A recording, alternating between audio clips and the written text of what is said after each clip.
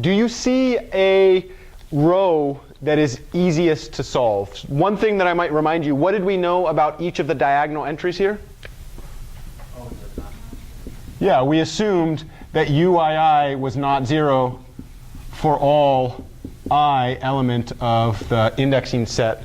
So if all of those things are non-zero. Anybody see one that's really, really special?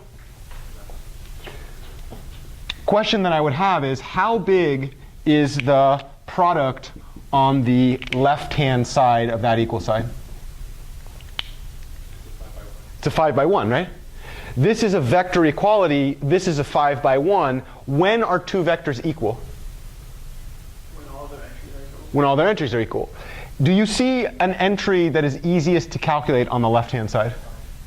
Yeah. So what you would say is, if I look at this entry, if I look at entry 5 of the matrix vector product u times x, that entry should certainly be equal to whatever the entry 5 is over there, right? So in this case, that entry should definitely be equal to y5. Why is that true? Yeah, because vector equality requires that whatever the entries are on each side, they have to be identically equal. The dimensions have to match, and those have to match. And then what you were saying is, why is this easy? Yeah, go ahead, Eamon. We are assuming the y is given, and you'll see where it comes from. I'm setting myself up for the future. Yeah, so it should be really, if I was really too legit to quit, it should be B. But I'm setting myself up to show you a special set of linear systems that comes out of the AX equal B paradigm when you factor your matrix as a lower triangular and an upper triangular.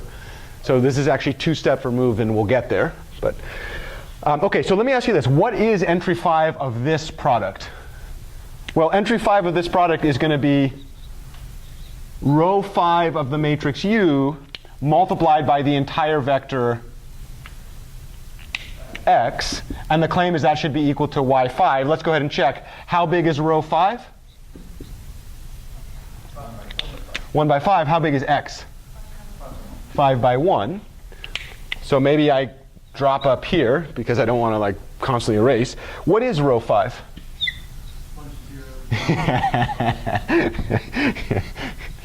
Very nicely said. What's x?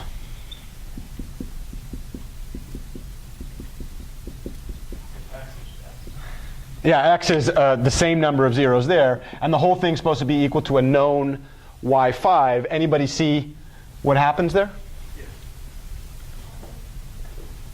Yeah, go ahead, Yanru. U55 times unknown x5 equals y5. Any suggestions on how you might solve that algebraic? Yeah, that's correct. It's the first matrix inverse that you've ever worked with, right? So here you've got this now y5 divided by u55. How did you know that you could divide by u55? Not only are they scalars, but it's non-zero, and that's legal, right? And the moment that we've actually solved for what x5 should be, x5 is now no longer red, but instead it's blue, because this is no longer unknown. It's now known because this came with the matrix, that came with the right-hand side vector, and then I can use that system. Any guesses where we're going to go next? We're going to go backwards up, aka we're going to substitute this one backwards into the next one, right?